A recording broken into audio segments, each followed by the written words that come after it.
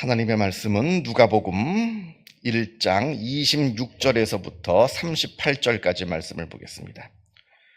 누가복음 1장 26절에서부터 38절까지 말씀.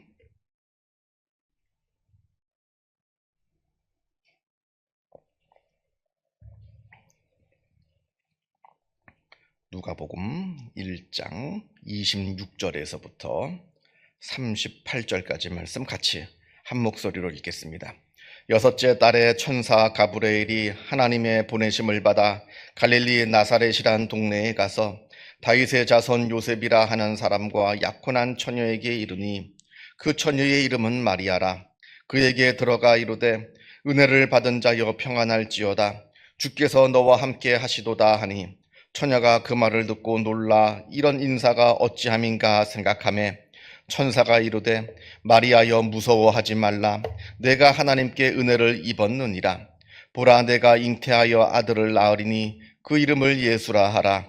그가 큰 자가 되고 지극히 높으신 이의 아들이라. 일컬어질 것이요 주 하나님께서 그 조상 다윗의 왕위를 그에게 주시리니 영원히 야곱의 집을 왕으로 다스리실 것이며 그 나라가 무궁하리라. 마리아가 천사에게 말하되 나는 남자를 알지 못하니 어찌 이 일이 있으리이까? 천사가 대답하여 이르되 성령이 내게 임하시고 지극히 높으신 이의 능력이 너를 덮으시리니 이러므로 나실 바 거룩한 이는 하나님의 아들이라 일컬어지리라.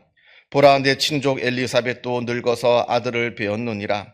본래 임신하지 못한다고 알려진 이가 이미 6달이 되었나니 대저 하나님의 모든 말씀은 능하지 못하심이 없느니라. 마리아가 이르되 주의 여종이오니 말씀대로 내게 이루어지이다 하며 천사가 떠나가니라. 아멘. 우리가 지난 시간에 세례 요한의 탄생에 대한 이야기를 지난 시간에 보았습니다. 세례 요한의 탄생을 예언하는 그 이야기. 가브리엘 천사가 엘리사벳에게 사가랴에게 나타나가지고 내 아내 엘리사벳이 이제 아들을 낳을 것이다 한 그 예언의 이야기를 우리가 지난 시간에 보았습니다. 오늘 우리가 읽은 이 말씀은 뭐 읽어서 아시겠습니다만 예수님의 탄생을 예언하는 그러한 장면이 되겠습니다. 우리가 이제 성경을 보게 되면 하나님의 천사가 나타나셔서 말씀을 하시던지 아니면 예언자가 말하던지 뭐 제사장이 이야기하던지 아이를 낳지 못한 여인이 아이를 낳는 그런 이야기들을 우리가 종종 보게 됩니다. 예를 들면 아브라함의 아내 사라가 또 이제 하나님의 천사가 나타나가지고 이제 아들을 낳게 될 것이다. 이렇게 이삭을 주시겠다. 이렇게 말씀하신 것을 우리가 또한 창세기에서 보게 되고요. 또 사무엘상을 보게 되면 한나에게 이때는 이제 뭐 천사가 아니라 엘리 제사장이 막 기도하고 있는 그 한나에게 너의 기도가 이루어지게 될 것이다 이렇게 예언을 한 장면도 나오고, 또 열왕기하를 보게 되면 예언자 엘리사가 수넴 여인에게 아들을 낳게 될 것이다 이렇게 예언을 한 장면도 우리가 보게 됩니다. 그리고 지난 시간에는 이제 엘리사벳이 아들을 낳게 될 것이다 하는 가브리엘이 나타나서 남편 사가랴에게 이야기한 것도 우리가 지난 시간에 보았습니다.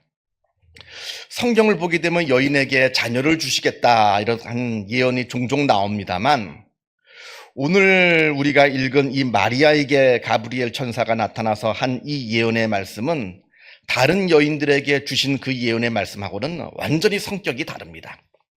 다른 여인들은 아기를 갖기를 간절히 원했어요. 막 기도하고 하나님 주시옵소서 기도하고 막 그럴 때 나이가 많아서 낳지 못하는 그러한 여인들에게 나타나셔서 아이를 낳게 될 것이다 라고 이제 예언을 해주시는 이야기인 반면에, 오늘 마리아는 좀 다릅니다. 앞에 나온 다른 여인들은 아기를 낳는 게 복입니다. 결혼을 했는데 오랫동안 아기를 낳지 못해서 뭐 지금이야 아기를 뭐 낳는 것이 못 낳아도 뭐 그렇게 크게 뭐 문제가 되진 않습니다만, 그래도 옛날에는 그게 아니었거든 상황이. 그러니까 아기를 낳지 못하는 그 여인들이 간절히 기도할 때 아기를 주시는 게 굉장한 복입니다만, 마리아는 아니에요. 생각해 보세요. 결혼을 하지 않은 처녀입니다. 결혼을 하지 않은 처녀가 약혼자와 동침하지도 않았어요. 잠자리를 갖지 않았습니다. 그런데 아이를 가졌어요. 지금 상황에서도 큰 스캔들인데 이 당시에는 정말로 죽을 수도 있는 상황이었다는 겁니다. 이게 이 마리아의 이 상황은 다른 여인들하고 상황 자체가 완전히 달라요. 자, 한 절 한 절 좀 보겠습니다. 먼저 26절을 보게 되면 여섯째 달이라고 되어 있는데 이거는 엘리사벳이 세례 요한을 임신한 지 6개월이 되었다 하는 뜻이고요. 그러니까 세례 요한하고 예수님하고는 동년배예요. 한 6개월 정도 차이 나는 동년배입니다. 그리고 이제 갈릴리 성경을 계속해서 오늘 말씀을 보면 26절을 보면 갈릴리 나사렛이라고 하는 동네에 나와 있는데 북쪽에 있는 갈릴리 지방에 있는 나사렛이라고 하는 이 도시는 역사가들에 의하면 그 당시에 한 인구가 한 2,000명 정도 추정된다 합니다. 그러니까 그렇게 큰 도시는 아니에요. 뭐 아주 작은 도시도 아닙니다만 그냥 뭐 중형 도시쯤 그 당시에 봤을 때는 그쯤 되는 뭐 그런 도시였을 겁니다. 거기에 요셉이라고 하는 청년과 약혼자 처녀 마리아가라는 두 사람이 나오는데 보통 이제 성경에서 처녀라고 말할 때는 한 10대 중반쯤 되는 아이를 말합니다. 여자아이. 지금으로 보면 이제 어린아이죠. 한 15, 16 정도 되는 완전 뭐 고등학교 아이입니다. 어린아이죠. 어린아이입니다만 이때는 결혼할 수 있는 처녀입니다. 그래서 성경에서 보통 말하는 처녀라고 얘기하는 것은 한 10대 중반쯤 되는 여자아이를 말한다는 겁니다. 그 여자아이에게 가브리엘 천사가 나타난 겁니다. 자, 28절을 보면 천사 가브리엘이 마리아에게 나타나 인사를 합니다. 은혜를 받은 자여 평안할지어다. 주께서 너와 함께 하시는도다. 이렇게 인사를 하니까 마리아가 뭐 갑자기 천사가 나타나서 자기한테 막 이상한 인사를 하니까 깜짝 놀랍니다. 막 두려워하니까 30절에 천사가 다시 가브리엘이 말하기를 마리아여 무서워하지 말라 이렇게 인사를 이렇게 하면서 그 다음에 주는 말씀이 굉장히 충격적입니다. 뭐라고 말하냐면 31절에 네가 잉태하여 아들을 낳으리니 그 이름을 예수라 하라 하라는 겁니다. 아까도 말씀을 드렸습니다만 아직 결혼한 여자가 아니에요. 아직 결혼을 하지 않았습니다. 약혼만 했습니다. 그런데 더 문제는 아직 요셉하고 잠자리를 하지 않았습니다. 그런데도 아이를 낳게 된다는 겁니다. 이게 제3자의 관점에서 보면 믿는 사람들 우리들끼리 보는 게 아니라 제3자의 관점에서 보게 되면 이거는 뭡니까? 간음이죠. 지금도 이거는 스캔들입니다만 이 당시에 간음한 여인은 돌로 쳐서 죽였습니다. 끔찍한 거예요. 석형이라고 그러죠. 석형. 이 석형이라는 게 그냥 사람 세워놓고 요만한 자갈돌을 막 이렇게 던져가지고 이게 뭐 사람한테 이렇게 쌓여서 이렇게 죽는 그런 낭만적인 처벌이 아닙니다. 거의 머리통만한 돌을 들고 와요. 아주 날카로운 돌. 바로 앞에서 쳐 죽이는 겁니다. 사람들이 몰려와서.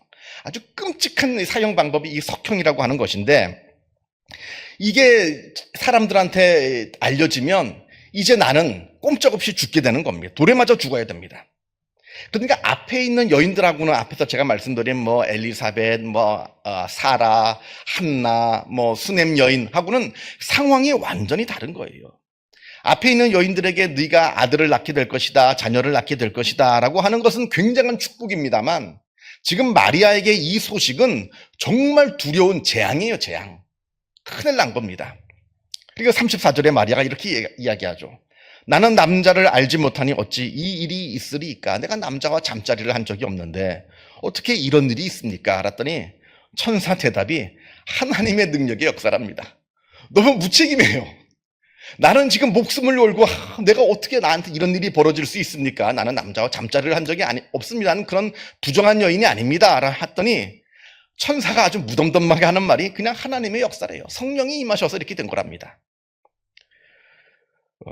물론 이제 우리가 이제 이렇게 될 수밖에 없는 것은 예수님은 물론 완벽한 인간이긴 합니다만 십자가를 지셔서 우리의 인간의 모든 죄를 구속해야 되는 죄 사함을 받게 하는 하나님의 아들이어야 됩니다. 그러니까 완전한 사람이어야 되고 완전한 하나님이어야 동시에 사람과 하나님이 되셔야 되는 분이시기 때문에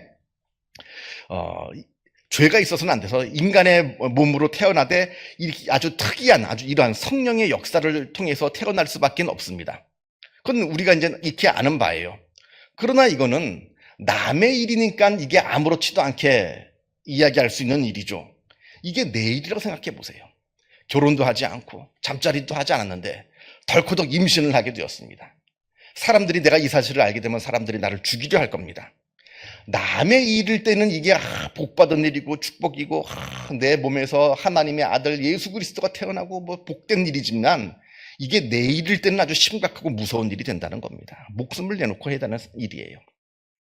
자, 그런데 이 어린 소녀, 한 15살 정도밖에 되지 않은 이 어린 소녀가 하는 말이 아주 당찹니다. 38절 보면 마리아가 이르되 주의 여종이오니 말씀대로 내게 이루어지이다. 여종이라는 거예요. 난 하나님의 종.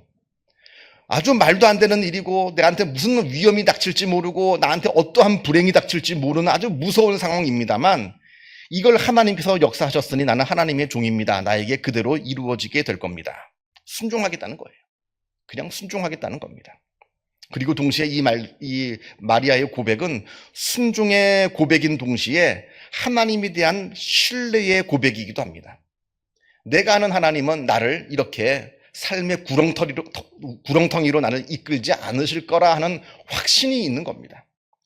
비록 내 인간적인 눈으로 볼 때는 막막하죠. 큰일 났죠. 어떻게 될지 모르겠습니다만 전능하신 하나님, 내가 나 자신을 사랑하는 것보다 나를 더 사랑하시는 하나님께서 나를 그렇게 아주 비참한 그 구렁텅이로 나를 몰아넣지 않으시고 하나님께서 이 모든 일들을 다 선하게 이끌어내실 것이다 라고 하는 확신이 있었던 겁니다. 그러니까 순종하는 거예요. 나는 하나님의 여종이오니 하나님의 뜻대로 될 겁니다. 나에게 될지어다. 이렇게 아주 엄청난 고백을 하는 겁니다. 우리가 세상을 살아가면서 여러 일들을 만나게 됩니다. 또 성경을 통해서 또 우리에게 또 명령하시는 일들도 우리가 보게 됩니다. 성경 말씀대로 그대로 살아가지고 우리가 이 험한 세상 어떻게 살겠느냐? 순종하는 겁니다. 왜냐하면 나는 하나님의 종이거든요. 내가 이렇게 해서 좀 손해를 보면 어떡하나? 내가 이렇게 해가지고 피해를 좀 당하면 어떡하나? 하나님은 이렇게 명령하시는데 순종하는 겁니다. 그게 믿는 사람이죠. 우리는 하나님의 종이니까요. 그냥 순종하는 겁니다. 그리고 이렇게 순종할 때 하나님께서 나를 그냥 내버리고 그냥 방치해 두시지 않을 것이라는 것을 우리가 확실히 믿기 때문에 또한 순종하는 겁니다. 이게 믿음이죠. 하나님께서는 나의 하나님이시고 나를 지키시는 하나님, 내가 그 말씀에 순종하는 우리는 주의 종이다 하는 겁니다. 이때 하나님의 놀라운 역사가 이루어지는 겁니다.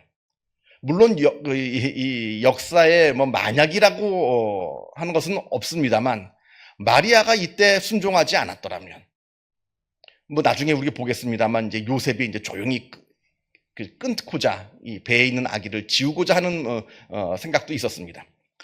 그런 일들이 만약에 순종하는 일이 없었다면 물론 역사에는 만약이라는 일은 없습니다만 무슨 일이 벌어졌겠냐. 하나님의 놀라운 역사가 마리아한테서 나타나지 않았을 겁니다. 다른 방법으로 나타나셨겠죠. 하나님은 다르게 역사하실 테니까.